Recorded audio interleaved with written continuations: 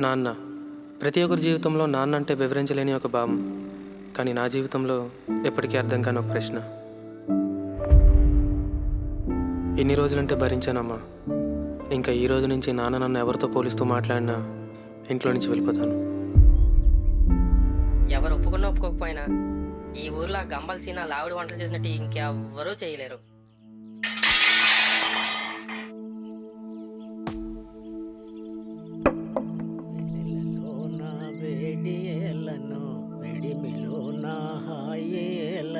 ఈ మాయే మోజాబిలి హాయే మోజాబిలి ఆహా.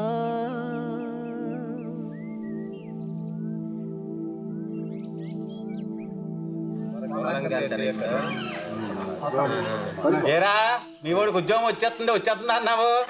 ఎక్కడ ఉంది ఇంక ఉద్యోగం?